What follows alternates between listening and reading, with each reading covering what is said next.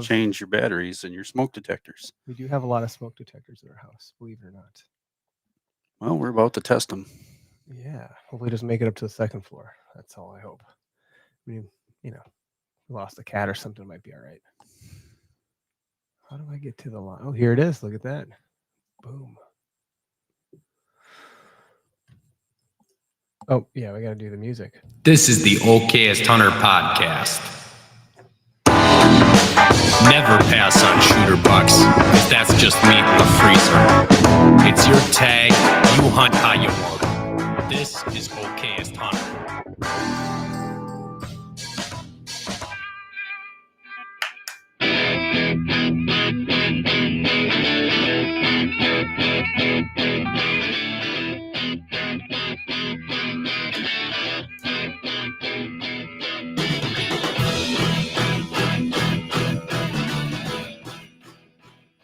Let's light it up or burn it down. I don't know. Something's going to happen here.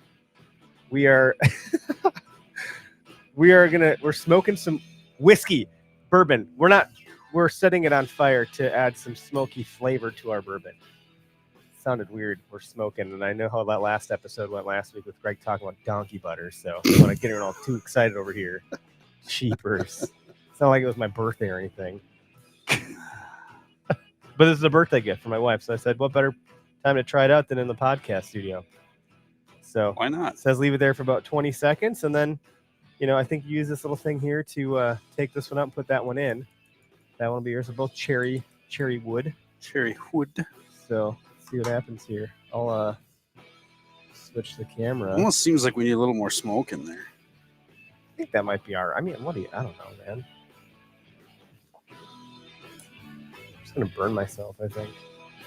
So, welcome to the podcast. This is the OKS Hunter podcast, coming at you from Oconomowoc, Wisconsin. We're down here in the Cat P basement, as it were, in our fun studio here, lighting things on fire. You guys had overhead view for those of you tuning in on the YouTube or wherever you're tuning in from. Move the extinguisher out. Yeah, let's just get a little bit away from the computer, and then we'll cheers this and get the show started. Because we do have a guest eagerly awaiting to join, but I'm sure he is very curious to see if this is going to get burned down in here or not. Oh, that's definitely a good fire you got going there, Greg. Yeah, man. Whew, look at all that smoke in there. I'd say that's looking pretty smoky. Oh, yeah. Very nice, sir. A little cherry wood over the bourbon. Well, has it been 20 seconds yet? No. I'm so impatient. Anywho, things have changed here a little bit too.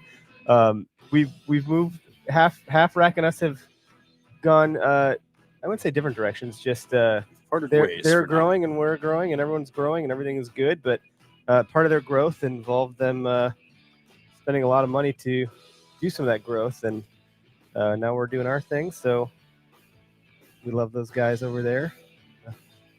Just taking the video of Greg taking his top off. Of the drink. Keep it on. Keep your shirt on there, guy.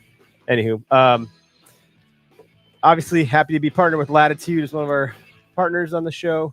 Excited for all the things coming on the pike with those fellas. I think they're still running some fun stuff with their knee pads, the new ones that they got going on. So check that out. Use code OHP. Someone just messaged us on Go Wild, another former partner who's actually growing as well, and said, I've saved so much money using the OHP code. I just want to say thank you so much. I don't think you realize how much it's helped. And I was like, no, I can't say I have realized. I don't get a lot of that feedback. So it's cool to hear that. Thanks for the note. And then Spartan Forge. Here. Cheers to that. Cheers to this. Does it taste smoky? Not really. Not really. No. It tastes like I drank from a campfire a little bit. All right. Well, so good to know. Yeah. Maybe the ones at the bars are better, but it's fun. It's fun to light some stuff on fire. Use code OHP. Make sure you go to SpartanForge.ai and sign up there and not on like the app. Go to the website and do it, and then you'll be good to go. And Rack Hub. If you don't know what Rack Hub is, you're sleeping and you got to wake up. Ain't that right, TJ? Yes, absolutely. All right. Thanks for jumping in here. I was supposed to get someone a link, and now that link has seemed to have disappeared. You shit the bed, didn't you? So let's try. Guests can share this stream. Refresh. Nope, I don't want to do this little music. Nope, don't want to do that. Well, I don't know where the link went. This is a new thing that Restream tried to do. So just leave it to me to mess it all up, because that's who we're dealing with here. But I'm not seeing a way to. It says I can just grab it, but I don't see it anywhere. This will immediately invalidate your current invite link. I don't want to do that because I'm afraid I'll like kick you out. So I guess that part is no bueno. I don't know. It's a new thing, and it's like if I don't catch it, like the moment it pops up, it disappears like a butterfly in the wind. So that's it. Otherwise, I think you could just grab it from wherever. If you grab it from YouTube, if you share our live video from YouTube, which I can help with here, I think that would be sufficient, actually. I think that's what it means. Because it just says anyone can share your stuff. So let me grab this real quick, copy, and I will share this over to our chat, and hopefully that does the trick. There it goes. So anyway, sorry about all that, listeners and everybody. But TJ, thanks for jumping in here. This is perfect timing because we're, I don't know, about to be in we're kind of in the throes of shed season. If we're I mean, I couldn't find any, but that doesn't mean it's not a thing. But to be fair, there's an awful lot of them still running around with both sides on their heads. Yes, there is. Yes, there is. Yeah, you have some trail cams out there. I just went out blind looking for stuff, and I didn't find anything. But my dog's got some exercise, so that was nice. Well, TJ, tell us about yourself. We've known each other for quite some time now in various formats, but if you want to take the stage and talk about Rack Hub in an elevator pitch and shed season and sum that up, and then we'll kind of springboard into the rest of the topic here. Okay. Yeah. Well, thank you, Greg, Eric, for having us on. We, I say us, me today, but representing Rack Hub Shed Season Gang. Like what you guys do and where your heart's at in it. So yeah, thanks. Rack Hub. So we started, that's been 2018 is when we started small, started slow, didn't know a thing about a thing. Just knew that we wanted to get antlers up on the wall. Because that product didn't necessarily exist at the time. So yeah, we Rack Hub premium antler display. We say premium just because we put a lot of effort and energy into making this product that'll hold, your spike antlers, whether it's a kid's first deer all the way up to deer like behind me. That's a 200 some inch or big up to 500-600 inch deer. And it'll hold all of them. So we spent a lot of time, effort, energy into solving that. And yeah, that was a start in 18. Shed season is essentially just a community for antler lovers. Get the fam out, get your buds outside, and maybe just, Eric, give your dog some exercise. If you don't find any, that's okay. You got out and made some memories.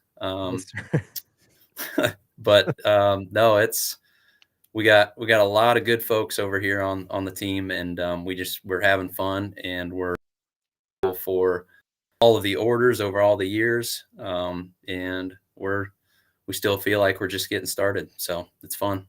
Well, when you say we were working hard to address this concern, like this problem, what have you, who is we? Or was it you? Or you were speaking we because like your wife is supporting you? Because like for those that don't know, and I know you're about as humble as the most humble pie that's ever been served, you're a hell of an engineer. And I think by trade, you've helped a lot of brands on the back end, Eads designs and things of that nature. So it might be worth talking about that just for 2 seconds, because you're talking about this thing holding, 500 inches worth if it's an elk and things like larger animals. Because if it's whitetail, maybe, any whitetail in this room is not going to be over 130.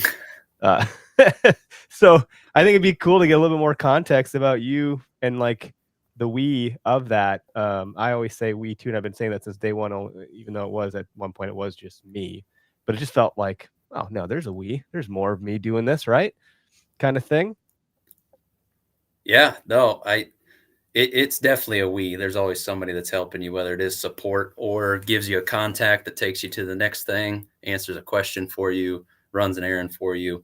It's always we. But so I, growing up, did excavating, loved, and we built things all the time. My parents were great in letting us just, hey, go have fun. Here's some power tools.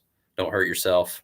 We built a giant tree house, my brother and I, that connected to like 20 or 25 trees, I forget, but it was essentially a mansion. That's awesome. When we were, I think I was, I forget all the details, but let's just say he was 9, I was 11, or he was 11, I was 13, somewhere in there. But we were always able to get our hands on stuff, try things, break things, fail. But it kind of built this, I guess, base for being curious, always being curious. Maybe there's a better way to do something, or if there's a problem, there's got to be a way to solve it. And I ended up going to Purdue to study industrial design. It's essentially product design.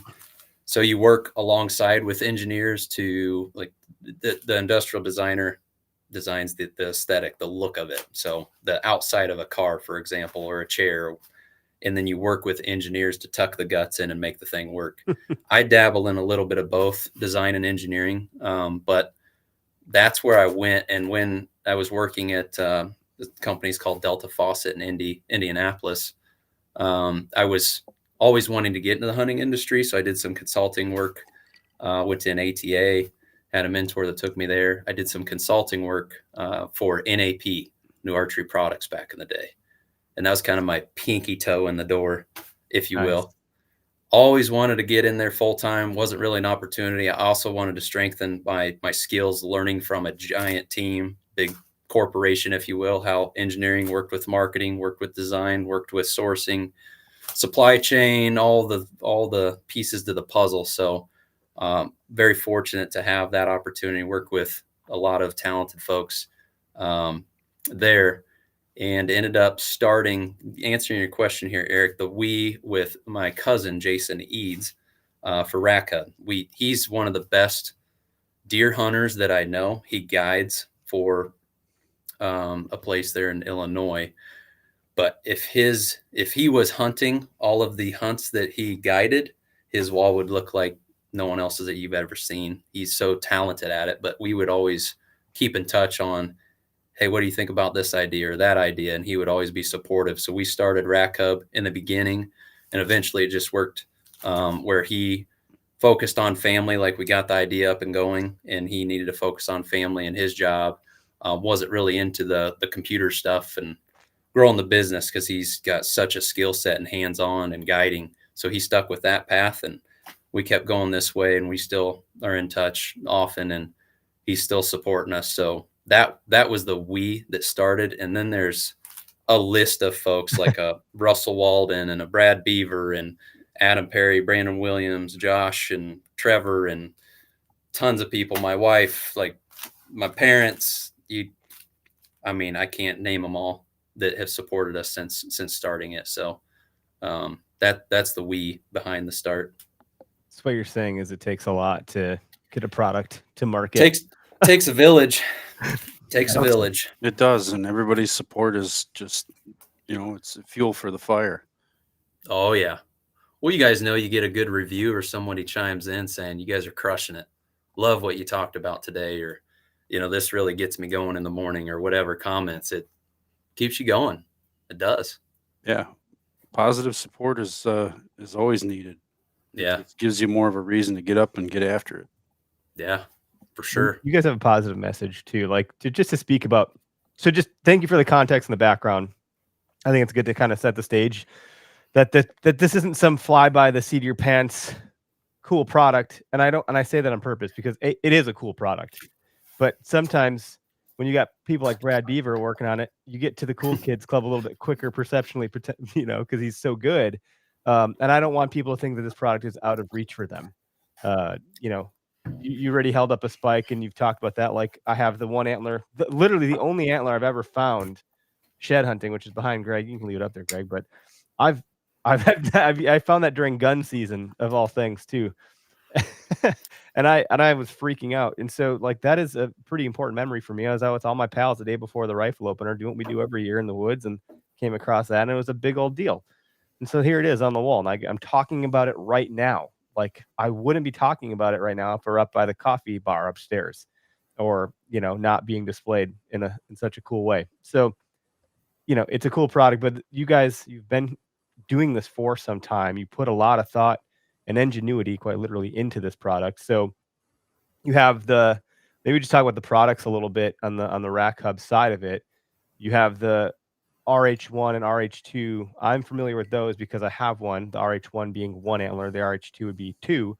But when I shared that as I think it was a reel or something, a taxidermist commented immediately, and he was pretty riled up because I was saying this is a good price point if you don't have the money to do a shoulder mount, or maybe it's not worthy of the financial prowess that goes with a shoulder mount or what have you. I mean, my shoulder mount was $800 for one of them. I think $600 for the other, $700 for the other, $725, $850. That's a lot of money. I'm not saying it's not worth it, because it is. I obviously did it, but like, if I'm going to display a shed I found in the woods, that's different. If I maybe a Euro mount is a way to go, or whatever. I just want to say that taxidermist brought up a good point where he's like, hey, I don't want to get edged out of the conversation. Like, there's still a place for me too. And, we're expensive because prices are going up. The economy is what it is. Help me understand. Do you make products that support taxidermists as well, that they can use in their mounts? Yeah. So there's a lot there, Eric, and I'd love to comment on it. So real quick for clarity, this is the RH2. For those that can't see behind me, it's got 2 ball joints here. You tap in an insert, and we're just showing this on a spike to show that it's so minimal. You knew which podcast you were coming on. Hey, no, look. Well, I was going to get into this later, but here's the shed my daughters and I just found this last weekend. So, hey, they all matter, and they're harder to find. So everyone knows it. But RH2, Eric, you got the RH1 in there and on your wall. So what I will say is when it comes to taxidermy, and we don't want to take business away, and that's not why we started. It's another option. It's another tool. Correct. Just like a Euro mount, everybody's got their own style. For us, it was primarily started as sheds. Like, there's no way to display sheds like it was on the deer's head, and you can orient it and get the right spread and everything to really appreciate it. Because when it's laying down, you can't appreciate the size. You can't walk around and see. So, and it wasn't permanent. So with ours, with the ball joint, the insert living in the antler goes on to the ball and stem. We got a hex feature to save that, and double lock tech and all the features and such. But the point is, you can mount it quickly and display it quickly. It's very DIY friendly. You don't have to go through a taxidermist. Taxidermists generally are very busy and backed up. That's a fair assumption for all around me. I don't know in your state or your local taxidermist, but they're always years behind. So this is something you can do right now with a charge drill. We even send the drill bits with our products. The drill bit.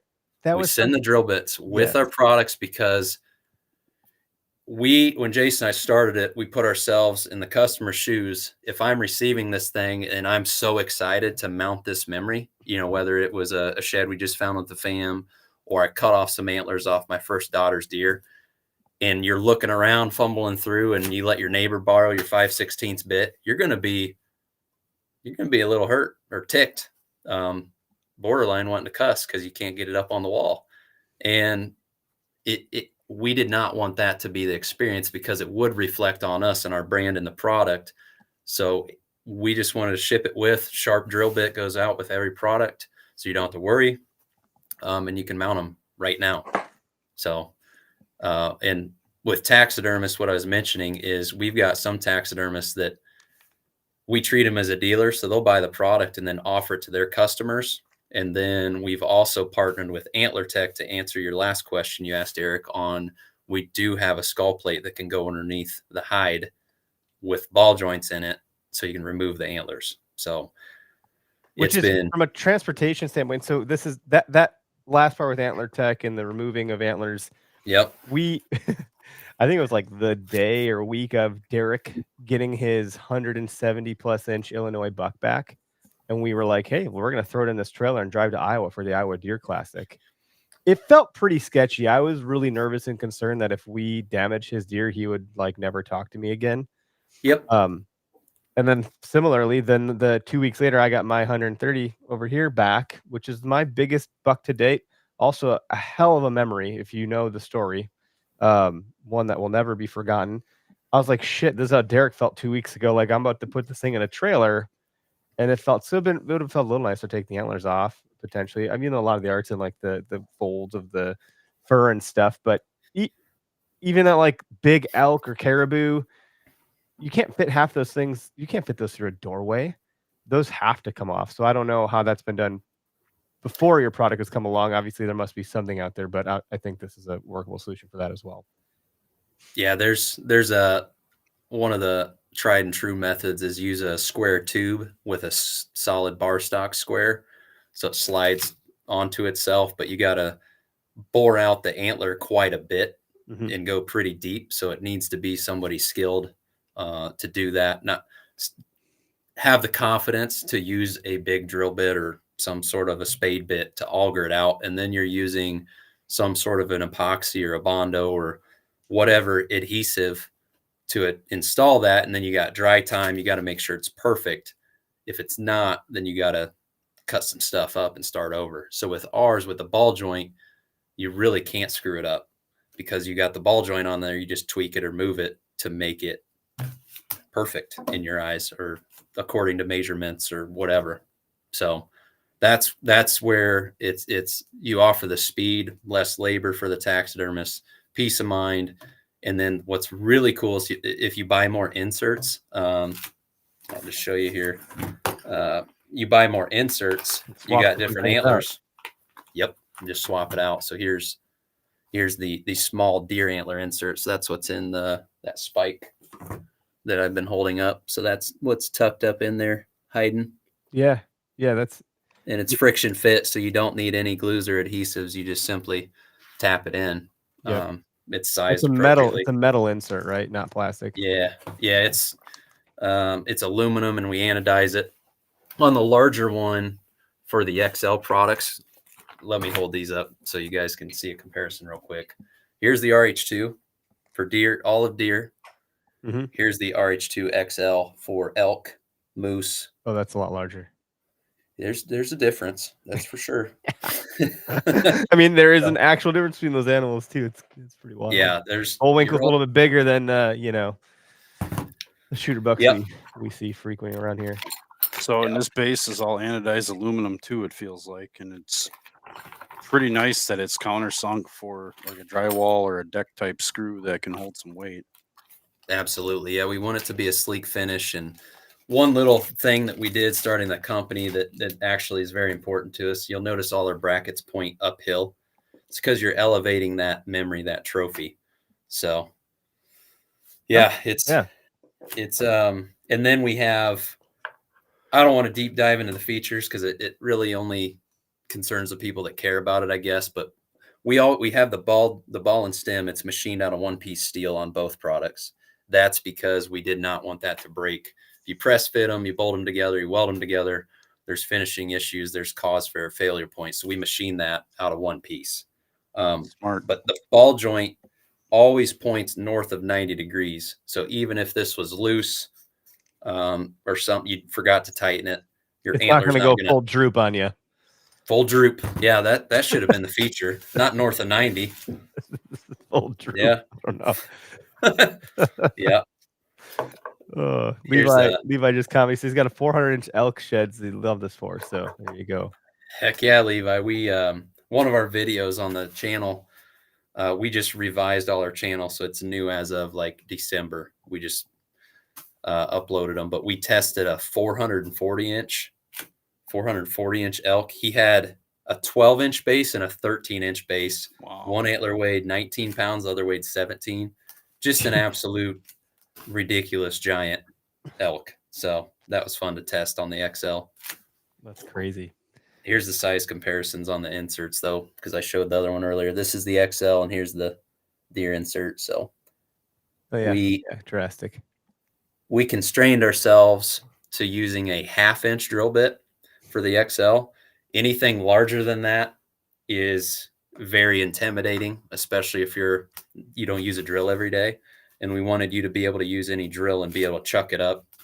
So we just worked backwards from that. Like, we can't go bigger than a 1/2-inch bit. So we stuck with that diameter, that size, and worked backwards on designing the insert for the XL for elk, for, like I said, It's an moose, insane stag. amount of thought and consideration on something seemingly simple. That's how it is in design generally. Simple is more strenuous, takes more time because it's got to be right. Yeah, And if there's it's Apple not, for you, I guess. The simpler the product design, the more work that went into it to tuck the guts, if you will, which I wish I could do with myself over here, but that doesn't work that way, Eric. Yeah, I need a gurney. What do they call a girdle? Gurney? Yeah, I don't know if they wear those anymore. Or I think it's less Spanx. of that stuff. Yeah, Spanx. Spanx. I'll get some of I think those. it's Spanx. Mm-hmm. But yeah, we spent over a year just on the insert getting that right, because we were not going to be shipping epoxies or adhesives with the product. It had to be friction fit. It had to work without any additives, and it had to be metal, all of those things. So it took a while. Yep. I love seeing Greg. I mean, ever since you said faucet company, he like lit up. So I know. He's really enjoying this episode. Greg, we've chatted before on DMs and texts and stuff. DMs before. So I come from the plumbing and heating industry, and I work for a manufacturer doing tech support and product training and helping, work bugs out of products, throw our product against the competitors and give the report back to the engineer, and the engineer can make his adjustments. So it's kind of cool to be able to tweak around and play with that stuff. I mean, it starts as simple as an idea in your basement, and you start putzing around with maybe lesser grade materials, whether it's plastic or wood or honestly enough. Than whatever. Last week we had a product company on too, the Bow Hitch, and he's like, I sketched the drawing on a napkin, and that was how I made the first one. I put that on some sheet metal and I cut, and that was the first. It's just cool to hear some of these stories. I mean, it's not hunting season right now, so we can have these episodes, but yours is fitting because if we kind of rally into shed season a little bit, there's a contest we haven't discussed yet. That we've been discussing it on our show the last couple of weeks that there's one coming, but this seems like a good a time as any to switch gears and talk about that. Let the cat out of the bag, huh? Yeah. And I have some notes on my screen here that I pulled up so I wouldn't botch it, because if I don't have the notes, I will totally mess everything up. I was trying to recant it to Tyler on my ride home from work. I was like, I don't know the details. It's in my email, but I have to pull that up. So, but luckily I'm talking to you and you're very detail oriented, which is great, because as someone that's designing products and engineering them, that detail comes through. So, the collab though is with Shed Season, and TJ, for the love of Pete, correct me at any point if I start to misspeak about this or represent something inaccurately, but the giveaway total value of what we're going to collaborate on with Shed Season OKS Hunters, $500 in total prize, worth. OKS Hunter is going to throw in $150 worth of our stuff. And we have some of those details at some point we'll put out there, but it's all related to shooter buck and sheds and all that jazz. Shed Season and Rack Hub are going to put in $350 worth of merch and or gift card. So the 350 plus 150, those, that I'm not good at math. I'm pretty sure that comes out to $500. One would hope. Kept your shoes on, so that's a plus. And it's easy because we don't do a lot of contests. I just don't do a bunch of them because they tend to be a bit of a pain in the butt to manage. And we remember that one we did how many years back, and that was a lot of work. It was successful, which was great, but then it grew to a level of like, man, this is harder than managing, whatever other stuff. So essentially, what we want people to do is to find the smallest shed, and it doesn't totally have to be, but it's just use the hashtag okayest shed in your shed hunting content that you're putting out to IG, Instagram. And from March 5th through the 14th, that's today through the 14th, so short run. But but effective, hopefully, for everybody. You can post that out, and any of those hashtags that we comb through at the end of this thing will be drawn to win. I think I got it all correct. Sounded good to me. Yeah, that's Sounds pretty everything solid. we discussed. If I miss something, we'll let you know. But we'll include the contest details when we post this episode tonight to our IG channel. With our podcast, image that goes out to represent the episode, we'll include it there. We'll do some follow-up stuff as well to make sure everyone understands what it is, because not everyone that follows us might be listening to the podcast. So we'll make it abundantly apparent and obvious that there is indeed a contest going on. And then if you use the hashtag, which should be easy to remember, okayest shed, that will enter you into the contest. Love it. They are harder to find, so good luck. I mean, honestly. They are. They definitely are. Yeah, okayest shed. We'll push it out on our IG as well. It'd be fun to see what you guys pick. For I don't know. Yeah. For winning, I don't know. It depends on who. I hope it's not a dud. I hope the contest is more than okay. I was out shed hunting I went on my birthday. That was something I wanted to do, just get outside a little bit. So I went super early before the house was buzzing with chaos, and took the dogs, did some exercise, and we were gonna have a bit of a busy day, and it was just so nice to be out. And just that in itself, you could say, okay, a shed if it's a branchler. It doesn't necessarily mean you have to find a shed. It'd be better if you did. I think that might. I'm not going to go on record saying that's going to improve your odds, but it might be more relevant to the content, that we're trying to see out there. But certainly just going out and spending time outdoors and look for that stuff is part of it too. I found a balloon, found lots of rubs, found lots of poop, didn't find any sheds. Well, that tells you that the deer were using it, especially if the poop looked fairly fresh within a couple months old. It tells you that they're using that area, and knowing where that area is, they should be, because food is not far away. Yeah, I was right by an egg field, so I felt like, well, it could have been good if the property that I don't think a lot of people are thinking about. So who knows? But shed season is a pretty cool thing. I mean, do you care to talk about that at all? Because there's a lot of fodder and excitement around shed season. I've put out a couple articles on our site about the rise in popularity of shed hunting, and just how to maybe even go find sheds, but don't listen to me. I do the things that I wouldn't do, because I suck at it. But if I didn't suck at it, maybe these things would work. Shed seasons, I can't even begin to think about how many people are tagging you guys in shed season, and how big that has gotten. We're wearing these shed season hats that are pretty damn cool, actually. Yeah, I was gonna compliment you on yours, Eric. Greg's yours is nice too, but it's not as cool as the camel one. I missed out on the camel. Just missed the memo. You can just rob Eric's if you want. You could. I mean, I think you can take him. Let's not go there. Okay. Yeah. Shed season. Yeah. Okay. Anyway. Got the note. Yep. Yeah, you'd have to ask Dwayne, Mr. Dwayne Jones. We call him Indiana Jones, but oh, that's clever. Yeah. So he resides here near me, but he's the one that drives that for the most part. And he is getting blown up on the DMs and comments and all the things. So we love it. We love seeing what's going on out there. And I think it's grown because, hunting has become more of a challenge. You guys have talked about it on many podcasts. Probably part of your mission is it can suck the fun out of it with all the things these days. And with shed season, you can remove all of that. Anybody can go. You can go by yourself. You can go with your whole family. You can be loud. You can be quiet. You can do it the way that you want to do it. Heck, you can just drive around if there's trails or whatever. You don't have to get out and walk. And it's a way to get outside. And like you said earlier, just make a memory. You're going to find some things. You're going to learn some things. You're going to remember it. So it's a great time of the year to get outside. You've been potentially cooped up all through winter.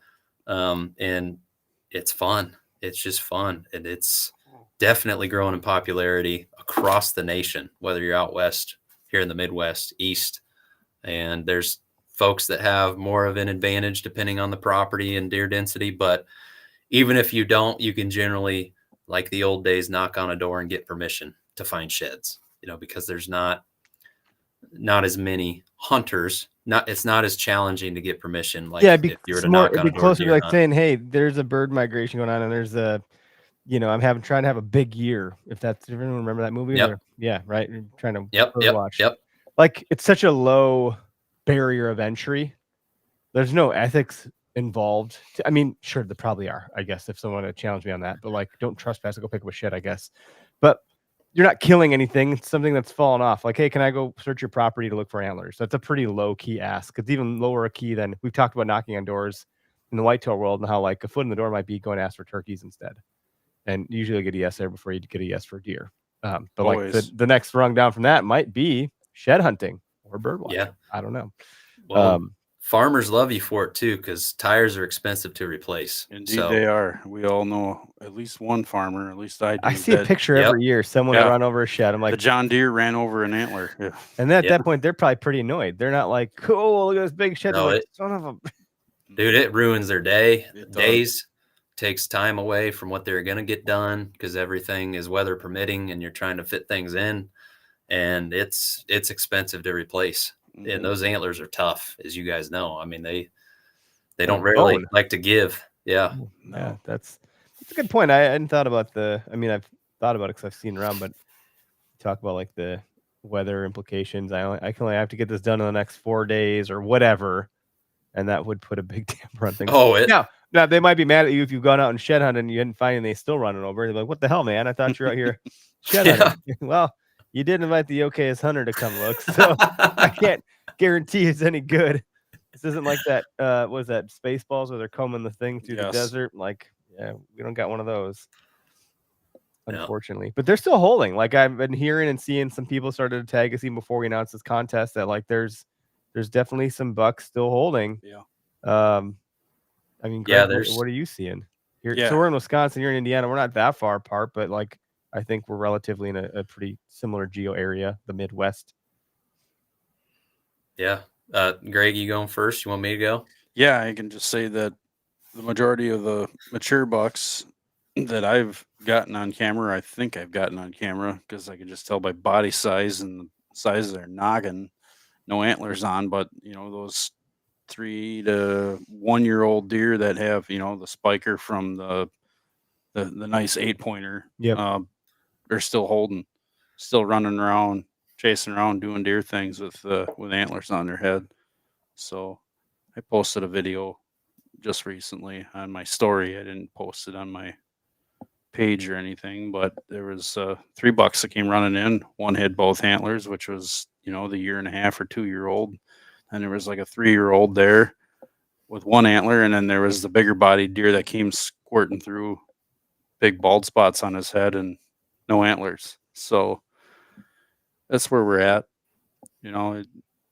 I've had years where I've been out in that marsh in April and still got 8-pointers out there running around both sides, hanging on. It might have been a week later they dropped, but 60-degree weather, running around out there in a t-shirt and kicking up bucks with both sides on them still. It's crazy. And then you hear stories of people that'll shoot them late season and they go to do their grip and grin and they fall right off. Well, and then how do you tag one of those if that's what happens?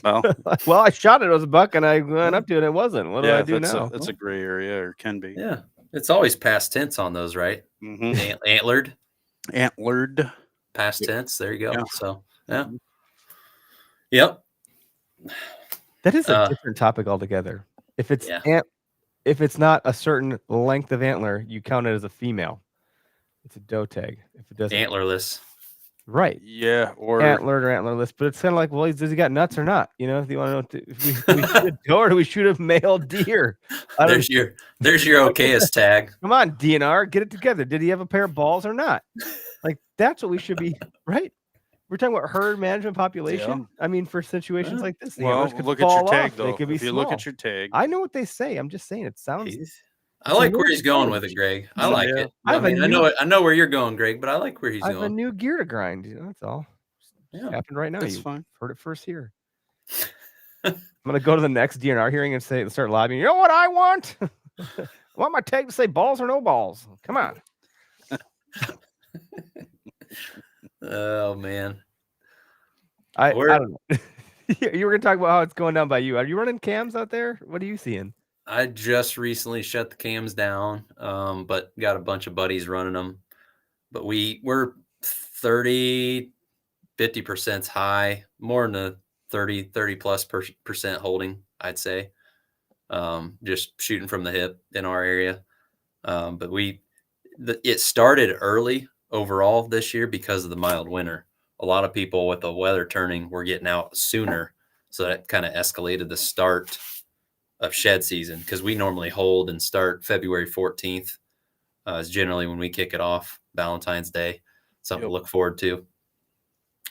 Yeah, but there were people out racing around in January, scooping up sheds. So, which they do shed potentially in December if they're sick or something.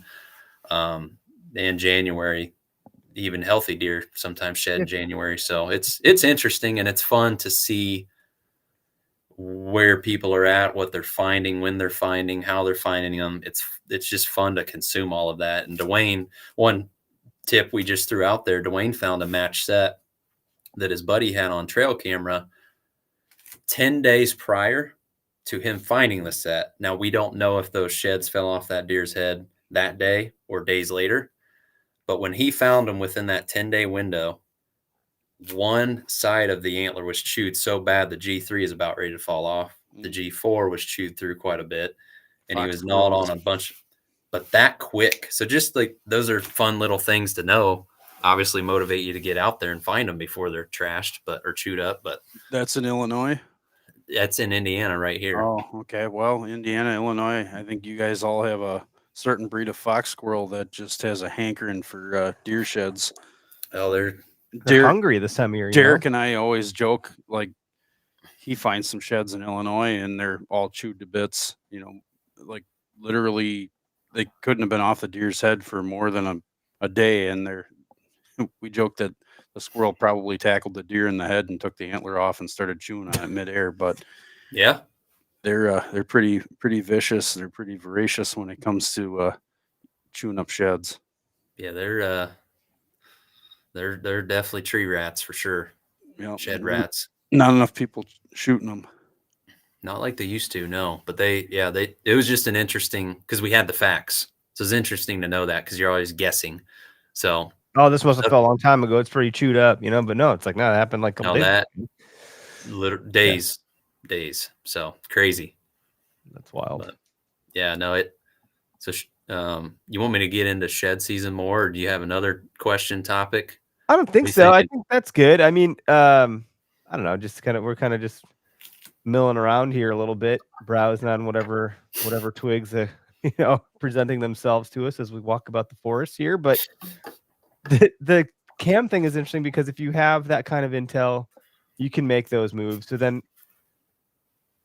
what I find fascinating there, I mean, I'm just all over the place right now, guys, but like, if cell cams are being banned in certain states, I don't know how far that forest fire is going to spread, or if that's going to be all trail cams and cell cams. There's a lot of technology stuff, but those cell cam companies, the trail cam companies that are offering cell cams, got to feel pretty happy about.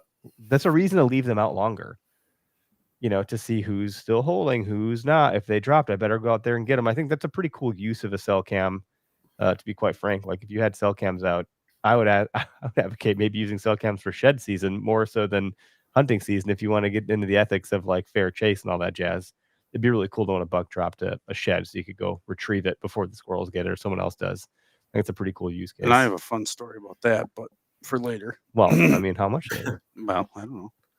I also had a thought the other day, because my Ring doorbell goes off a lot during the day.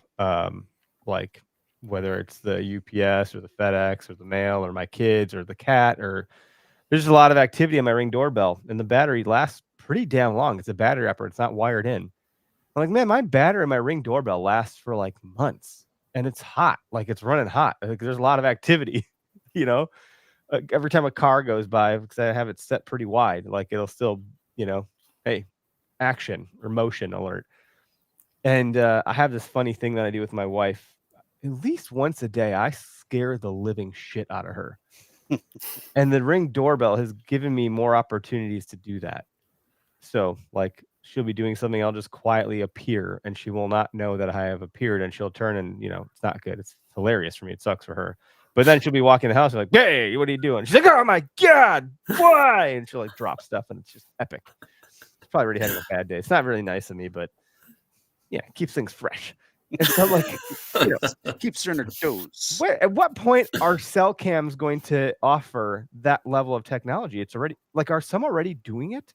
Wouldn't it be funny to scare a squirrel? Could you scare the sheds off it? I mean, that's highly unethical because now you're disturbing wildlife. Yeah, I mean that's the difference between a security camera and a cell camera. Who's to say you couldn't put a security camera in the woods? Do you want to go live? Do you want to pay for that data bill? I don't know. I'm just wondering. A data bill on my Ring doorbell's $1. Not through Scout Tech or any of those other companies. I don't know. It's just there's, you got Bill Thompson with Spartan Forge who talked about wiring up the woods at some point in time before Spartan Forge had become what it was. He was tinkering with all this technology to like tripwires and stuff. Of course, a very militant man doing that, but I hope that some lines of ethics get drawn here sooner than later to prevent something like that happening. But meanwhile, I could have a little fun talking about it for those types of use cases. But like if someone's going to steal your trail cam or your cell cam, they walk up to you like, hey, F off, man. It's mine. Back off. I know who you are. I got your face. Like you could thwart off some thieves. I don't know. TJ's like, I don't know, man. I'm not sure how to touch this one. Not here for the controversy. Yeah, it's gray area for sure.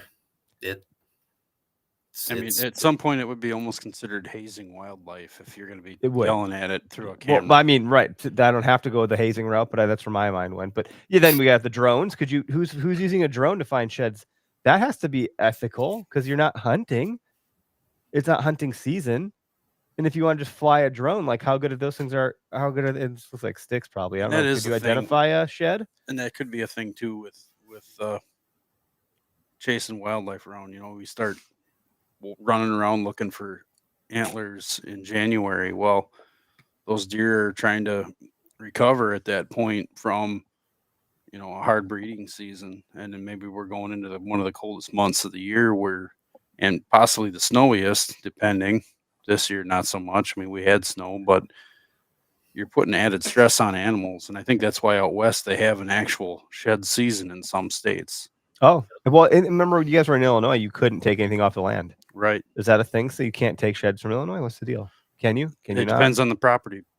Private property you can. If it's state land, you're not supposed to. You're supposed to leave that right where it is. I'm sure Iowa doesn't do that. I don't know. It's like a mecca. Consult the regs. And then we had Land Trust on the podcast, was that 3 weeks ago? Mm-hmm. They're an Airbnb-esque platform for access. So you could book public access on private property through their application. I mean, that might be a good way to get on some land without having to knock on a door to go get some sheds. Might be untouched completely. So just thinking, I don't know. I'm just getting oddly creative about how bad do you want to find a shed? I'm more to TJ's point. I'm more about like cabin fever has set in pretty heavily in our home. Everyone's been sick on and off. Need to get the heck outside. Got to find an excuse for it. That being said, though, we did have, I think, 6 ticks on between their 2 dogs. I didn't find any on myself. You found one on yourself. Yeah. It's March and we're finding ticks. Well, yeah, it was 72 degrees and balmy out. Crazy. I'm starting to get a little color on my forearms. Farmer Greg. Yeah, getting the farmer tan going here. Our phone lines are open. If you want to call in and tell us if you're finding sheds, tell us what state you're in, what you're seeing. Are they holding? Are they dropping? Are you finding them? Are they droopy? I don't know. Are they droopy? Wow. Now you're grabbing at straws. Well, I suppose they don't dangle. They just fall. That's right. Yeah. That's right. Yeah, the artwork you guys did for your merch for shed season is about as cool as I've seen in a long time from any brand. That's pretty good job. Your artist. Thank you. Great. That would be Brad Beaver and then Claire from Missouri. So her link is on. You go to shedseason.com. You can see all that stuff and enter our giveaways and follow along. But anyway, we got a link there to her artwork. She's super, super talented. So we were fortunate to work with her. She did a lot of cool stuff. this year. Yeah, that's great. And it translated well into a digital form and like a physical form of like putting on a hat. The Greg's hat's cool. Is that the Cracker Barrel? That is Brad did that one. That's a modified Casey's. So Casey's. That's why. I was Yeah, gonna he say, put rather than the- the rooster, there's an actual antler on there. It's pretty awesome. Yep. That'd be Bradley. Unfortunately, he's too good, so people don't really care anymore. Sorry, Brad, if you're listening. People don't care anymore. People don't forget. He's been a part of Rack Hub since we started, therefore working on shed season, and we get to work with him on a bunch of things with different brands. But he's been huge to have. And like I mentioned, Dwayne Jones, he's the only reason shed season exists is because Dwayne, when he moved back from out east, I want to say 3-ish years ago, he signed up for the crazy of being community manager for it. So he's in it every day. So it's intense. It's just grown so much, and like would Brad run out of creativity at some point? Like, is it just an endless well with that guy? It's just an endless well. I keep thinking, but I've known the kid since. Remember when he started White Taylor? You remember that brand? Yeah. What happened to White Taylor, by the way? He sold the rights to it, just getting too busy on all the things. But that's where he got started, essentially. And then, we chatted on that brand when he got started. And then it was so good. Damn it. Makes sense, right? Yeah, it does now. It's still relevant. I mean, years later, it'd still be relevant as heck. But no, so that's how he went to the same high school as me, just a lot younger. But we synced up on that, and then got him involved in Rack Hub, and he's helped guide us and still a part of the team. We got a bunch of other guys and gals involved too now. Are you guys going to get any more of the wood pedestal back in for Rack Hub? Yes. What's the story there? So this, you can see it here, is one of them, but we need to tidy up our operation. So we've had 3 or 4 different manufacturers there. It's more of a, we've got specific dimensions we need to hold it to for repeatability, turn it into a business, right? And it fits in our shipping box that we use. It weighs what it should weigh, all the stipulations, so it's repeatable. What we found is that because it's wood, some people are unhappy with maybe the wood grain that comes in when they get it, or it's just not quite the finish they thought it should be. So we've had returns, and it's really not, when you pencil it out year end, it's not worth it right now. So we're trying to get those tidied up, and we might just do a drop like, hey, there's 10 available. If you love walnut, it's no returns, buy it, it's yours kind of deal. Obviously, if it's chipped or broken of sorts, which is rare for that with how we package them, we'll take care of you. We always do, no matter what order of product, we'll take care of you. But somebody that would do a fine job of building something like that. Oh yeah, we do know a guy. We know a guy locally. There you go. Well, you let me know, but we would probably do it that way, where it's just, or we just put a disclaimer in there with like whatever that verbiage is. We tidied up. I'm not good with words, with final buy kind of deal. I think that the drop thing's good. I mean, Montana Knife has made a business out of supply and demand. Mm-hmm. They control the supply, and then they control the demand to some degree by controlling the supply, where they'll just do drops. Yep. And like once it's done, and that's the thing. And now that one's done. Like, and which then creates a lot of demand because you really want that one, and who knows when they're going to come out again and so forth. So that model certainly works. Like if you were to do that, I'm assuming you'd sell, if it was 10 or 20, you'd probably move them all. Like that pedestal was, the reason I brought it up is you're talking about Brad. I don't know if he was the one that did that photography work for you guys. I'm assuming it was him or someone of equivalent talent. It was really different than anything I'd ever seen. And that's where out of the gate, I think I expressed to you like, man, it's pretty bougie. Like, I don't know, the OKS Hunter stuff, like that's pretty bougie for us. But then we learned there's more that meets the eye and what you bring to market. But that one, nonetheless, is very striking and arresting. That pedestal thing is really cool. Someone shared it with it as a book, bookend or something. It was cool. I was like, ooh, now I want that. Like, because I do love all my books. So, and the reason we even started is it can be stressful to be like, should I put it on this wall, or I don't know, maybe it should go on this wall with a pedestal. you can move it around, take it to work, throw it in your office, put it on a coffee table, wherever. I mean, it's endless, and you don't have to worry about finding wall space or screwing into a wall that somebody doesn't want you putting holes in. Yeah, we're running out of room in this. Yep. And we don't have much to. We're getting pretty set things eclectic Yeah, up. you're over here. getting a little tight in there, but it's kind of nice. They always look bigger from the back, right? So being able to walk around. I don't know if I can reach with my headphones and spin it here, but being able to see it from the back view, if you got it as a more of a centerpiece, it's kind of sweet to be able to walk around them. View. Yeah, that's rare. You don't get that on a shoulder mount typically either. No, and like I said, they're removable, so you can pop them off. You said those were 200 inches. I didn't believe you, but now that you moved it to the back, I think I see it. Oh, okay. So, stay, buddy. Here's the spike. That's wild. So they're exactly in line. So you didn't even bring the drop tine side either. No.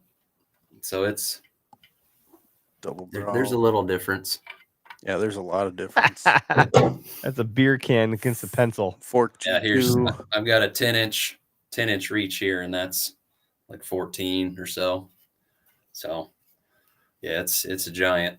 It's an absolute giant. Yours? Then it's your, I assume it is, but this came from a deer farm, but just for us during testing when we first started, had a buddy that gave us this match set, but it looks wild. So it's pretty cool. He gave it to you? Yeah. Solid guy, right? Oh, well, who gives away 200 inches worth of antler? Tell me more about the deer farmer. Solid guy. I'll have plenty of these. Can't give too many more details for you. Next year that'll be 225. I got a buddy that's he's got a deer farm. So, but I think they make a killing with the antlers though too. Like his basement floor is just it's all antlers. I'm like, I bet I guess there probably is a pretty big market for that stuff. Yeah, they got 2-year-olds that break 200 all the time. So it's crazy. It's a whole different world, but it's nice to show for us because it's not one of those. I've got a 350 inch over here that's got points everywhere that it's obvious as a deer farm deer. So this is nice to show that, man, that will hold some decent sized antlers. Some mass, yeah. When because it is something you would question for sure. Like, will it hold my deer? I don't know. Yeah. Well, if you're asking that question, you're probably listening to the wrong podcast.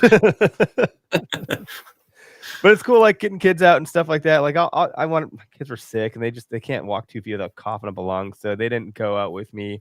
My plan was to go on my birthday by myself and actually look and get into some hard to get places, and then go back out just later in the day and say we're shed hunting and go off trail like a little bit. And then they were just wrecked. They're just so sick. So it's just been you can hear it in my voice now a little bit. I'm, probably not 100%, but certainly not what it was like over the weekend. But getting the kids out involved in that stuff and just snooping and pooping in the woods it's just so great. And there's no pressure with the shed hunting. Like you said, you can be loud. It doesn't really matter. The kids can do whatever. It's like, who cares? Who cares? The thing I'm concerned about is the damn ticks. They're picking those things off of people. Yeah, but you got those year round. I mean, so it doesn't matter if it's shed season or spring turkey or mushrooms. Mushroom and turkey are pretty freaking awful. We had 60 ticks on us the one time we went out amongst our family. I was like, oh my God, how many do we not get? Yeah, well, that's a tough one. Yeah. But there's fun. Speaking of technology, like I think Sitka's got like Equinox or something now, or they don't get to you anymore. There's the permethrin that I spray on my clothes, and little sires. Little sires goes a long way. There's a lot of these materials that are coming out now that stuff's kind of like woven into the fabric. I'm all about it. Oh yeah. I've heard stories. I think you might have heard the same story that I have. It's not podcast worthy. We're not even going to begin to talk about it, but it's like about as bad as it could possibly ever get with a tick. Yeah. Yeah. I think about that fell off and yeah, because of that story, I probably do too. I'm like, oh man, no thanks. Yeah. Yeah. No thanks. That's how I word that. Of places ticks don't belong. Yeah. Well, maybe guess here, but nope. Hashtag okay a shed. So if you already have some content, go back and throw a hashtag on it if you want to. If you already posted and you're like, man, I posted yesterday and I heard about this today, just go back and add a hashtag. I think we'll count it. You can go back and edit it. But anything going forward between that date? Well, the cutoff will be the 15th. So on the 15th, we'll cut it off, do the tallying and all that jazz, and do a draw. So I expect a little bit of buffer time after that closeout before we get into announcing. We'll probably do it on podcast night again. So give a little bit of buffer between when that ends and when we go and announce everything. But if you want to get covered up in some Rack Cub and Shed Season OKS Hunter product, merch, swag, whatever you want to call it, that's all you got to do.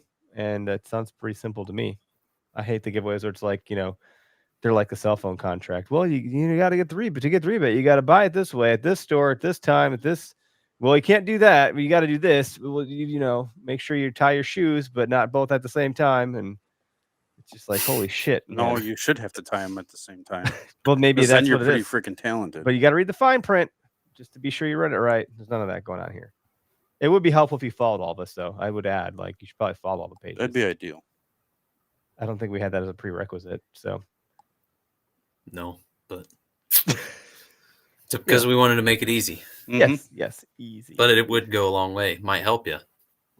Who knows? Yeah, you might figure out, hey, Tommy down the road there just found a shed. Maybe I should go poach his spot. Or shit, he's got all the sheds in that area. Shouldn't go there. Look at it how you want. Everyone's got their lens. That's the lens I would take, is not to go there. But someone else would be like, oh, I better go there. People stealing fishing spots and stuff. Looking at photos on the internet. I know where that house is. I know where that tree is. Yeah, that literally happened to me. Someone said they recognized a tree in a photo. I was like, you kidding me? Get the hell out of here. Oh yeah, and the messages that followed afterwards. My dad did that to me once. We were driving up north, and he's like, I know where we are. I recognize that tree. And I was like, what? He's like, I'm not serious. I was like, well, I don't know. Maybe you are. Like, what do I know? Yeah. I've never been up here before. Maybe you know that tree well. Yeah. You don't question them. No. Crazy. And moments later, I think we went off the road and got into a rut. So pretty scary to go off the road up there. But TJ, thanks for joining us tonight. My energy levels are low, dealing with whatever the heck bare bone sickness that I have here. But we're excited to be working with you guys. It's been a pleasure even so far, and it's only been a little bit of time. I hope that I find some more sheds. I would like to get more use out of the stuff. And the pedestal has me very interested. So I'd be one of those guys on a drop that'd probably try to pull the trigger right away. Yeah, no. We'll bring them back. We will. And just to add clarity here at the end, it like I said, we started out for sheds, but find a deadhead that, you don't want to deal with the smell or the skull's too far gone, you can simply cut the antlers off or, throw them on an RH2 again within minutes. Or it's a kid's first deer. It doesn't make sense to pay for a shoulder mount.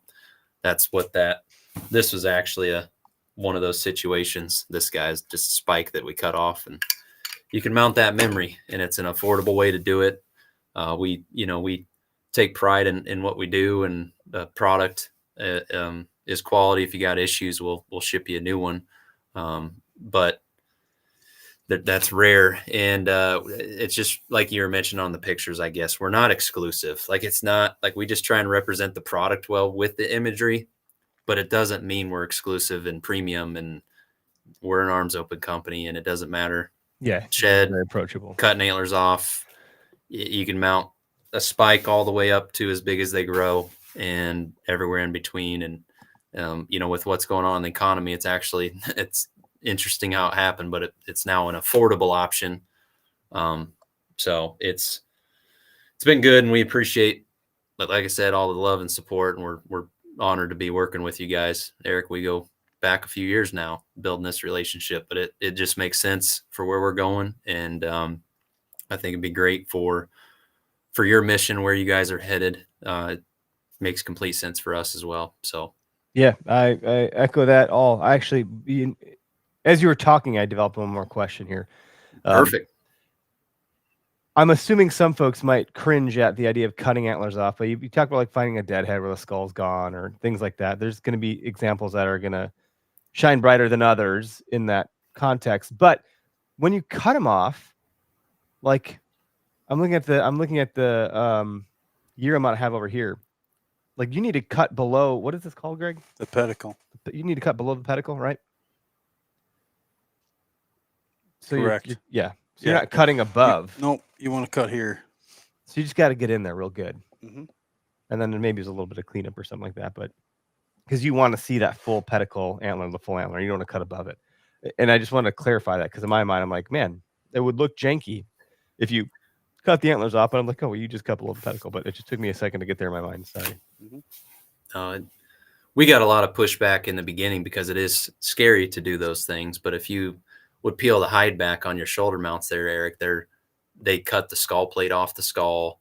They used some sort of a filler quickcrete Bondo. I don't know. I'm not a taxidermist, but to get the form proper with the skull plate and underneath it. And then they drilled some holes in the plate to run screws into the form. There's a lot of work that goes into it. And no matter what form of taxidermy you're using, saws and drills and power tools to do it. It's a common thing. It's just something that you don't really think about or talk about. But that's why when we started, we constrained ourselves to put a tiny hole, as minimal as we could actually pull it off to where it'll hold the antlers. And you can swap antlers, if you find a new shed or kill something else. Yeah, flavor of the week. Like maybe my cherished memory of the one shed I ever found will get demoted if I ever found another one. It'll happen. Trump that memory. It'll happen. It'll happen. Just swap it out, or I'll just buy another one and stick it somewhere else. Like it'd be great. Yeah. And we sell non-ball joint products. We call them antler bars, where it's essentially like a lag bolt with the hex feature on top. So it's more affordable than the ball joint. You just have to drill. You have to install it in your pedestal or beam or wall at the angle you want it to end up at.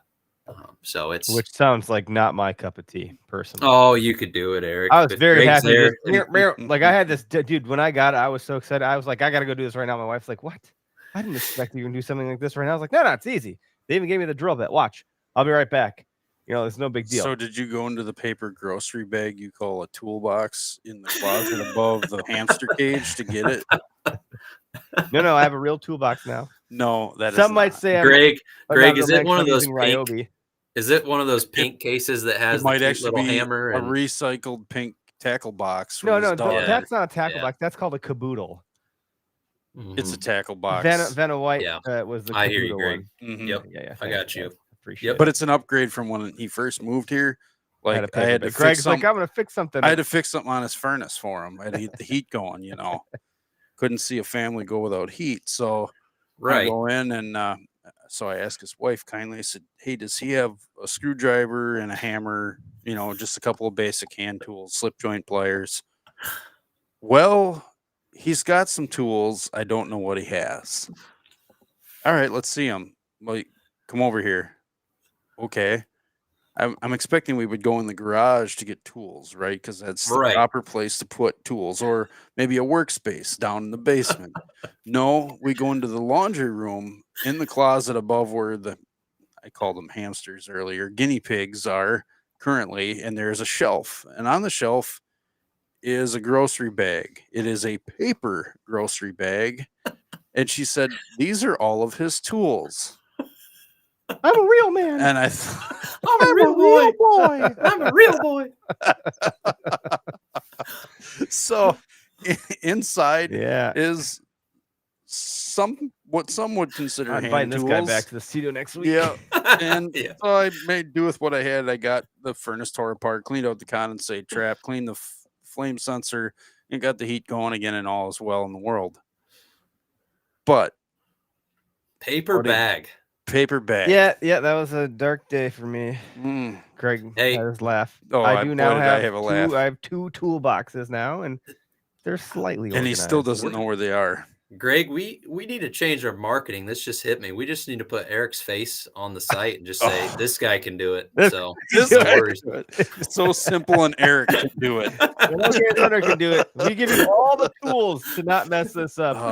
There's when a I drill saw the bit drill in the bit there, I bag. was relieved. I was like, I was that concerned. Everything short of a drill and a Phillips, a number 2 Phillips. I'm mostly happy I got a new drill bit. All the parts you need to do this project are in here. If you need a new drill bit, just go to Rack Hub and they'll tell you one. Oh my gosh. Yep. You'll get an RH2 or one. The directions were clear though. Like I did take some photos and laid it all out, and I try to be intentional about what I include there, because the directions, I'm the guy that will not. I'll miss a detail that's important. Yep. And I'm like, shit, I think I missed a step. It's usually and due now to I've a gotten child really good at screaming. it because I'm like, no, there's always a step that I mess up. So now I'm really good about reading instructions, and your instructions were really, really well done. It's IKEA with a little bit more verbiage. That's all it is. That's a good point. So yeah. And higher quality. Thank you. And we thank you. So if you order, this was the latest brochure. Bradley did it for us, but this is how simple. It really is drill, tap, meaning tap in the insert, and then display. So 1, 2, 3, drill, tap, display. So maybe we need to get you wrapping that, and we'll just push that out at audio. Have you seen these duck hunting dudes from down south 24/7? Yes, I'm aware of them. Yep. One of them, or all of them, I'm not really sure. I'm fairly new to them. I enjoy their content, but they put their own rap song together for shooting ducks, and it's like their podcast intro because they have a podcast. Like if you could get a rap song, maybe from those guys that says, "There you go, drill, tap, display." Hey. I mean, I'm not a rapper, so you don't want to hear me do it. Oh but, no, no, we want to hear you. We want to hear you. Yeah, I don't know if you guys know this, but I can beatbox. That's not rapping. Though. Okay, but it's close enough. Just words, actions speak louder. Actions speak louder. Let's hear it. I can do more. Yeah, but you're I'm not gonna. Red. You look a little embarrassed. I'm a little because it's not something I do very often. And you're pursing your lips. You get those little right lips. My kids like when I beatbox, so I hold on to that one skill that I have that I learned a long time ago. But I tell you, I did have some guys throw on some raps to my beatboxing that were pretty good at rapping, and it was actually a pretty fun little ordeal. So, believe it, I could beatbox a buck in. That could be a talent. That'd probably be a first. I feel like if I did a commercial for you guys, he might have done it without realizing it in just a different manner, like by dropping his release down his tree and watching it hit every branch on the way. Have you guys ever seen the Red House commercial, the Red House Furniture commercial on YouTube? Does this ring a bell?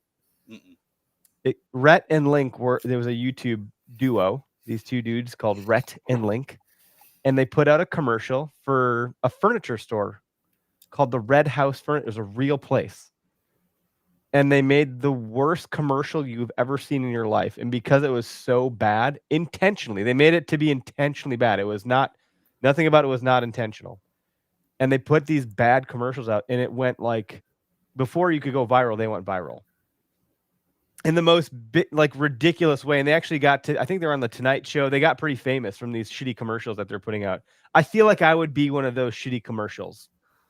Just beatboxing in the background and saying, drill, tap, display. It would just be so awful. But that's what would be good about it. We're going to get you digging all of your tools out of the paper bag. Look, you only need a couple tools. Greg, good luck with that one. I'm going to need it. Thank you. Oh, that was good. That was a good show. I enjoyed this, and that was fun. Go enter the contest. Start uploading your photos of your sheds. You want to see them. The small ones are harder to find. This is our time to shine as OK as hunters. Well, nothing wrong with the 150 or bigger. That's all great. But if you can find a button buck, you are looking real close. Mm-hmm. You are a needle. I know where there were quite a few living, but the chances of finding a button from the buck, not very high. Some people have though. They've shown it looks like a shark tooth. It's so little, It's teeny tiny. I mean, that would have to be tagged as an antlerless deer, which is bullshit. Because we know we're back there. We're back. Yep. Where we began and where we've ended. Well, thanks everybody for tuning in. I think I got some music. Is this music? Yeah, we'll do that. We'll end the music stuff here. It's kind of fun. Well, what else is going on? We're going to be at the Wisconsin Dells Open Season Trade Show. You will. Me and Tyler and Matt and Jeff from Upduck will be there. Oh, cool. You got a fourth. Yep. My dad might stop by. A couple buddies might stop by. But we're at a different booth. I said a booth last week. We got moved into the big room. What? I can't remember the booth number right now. Up in the big house. But we're in the big room now. We got called up to the big leagues, and we were like, "Hey, moving on up, huh?" Actually, Greg, I got to talk to you about this because it's the reverse. It's the mirror of how our booth is set up right now. I'm going to be booth building once again. Well, you said our booth is ambidextrous, so it should be fine. It is if you know how to use a drill, which you don't own, and drill bits, which you don't have. At least I have some drill bits now. The paper bag is not a magical black hole. Anywho, so we'll be there. That's the only we're we're tossing the idea right now, trying to plan to see if we'll do the Mobile Hunter Expo in Kalamazoo. What? We're gonna go to Kazoo. Yeah, it is a zoo there, I think. I think it'd be a good place for us, honestly. Well, it'll but be fun. I'll tell you more about it. Plans are unfolding, and when would that be? It's summer, like end of July. Ooh boy, Last baby. weekend of July. That is. Might need a truck. Bluey can't tow right things. away. Looks at this guy. Just saying. I think Foam Fest. I mean, Foam Fest will be happening. I think I got to get that. I don't start planning until after March, so that'll come soon. I know I have a work trip in July, so to be continued. We'll talk some more. All right. Adios, everybody. Thanks, TJ. Thanks for tuning in. Thank you, guys.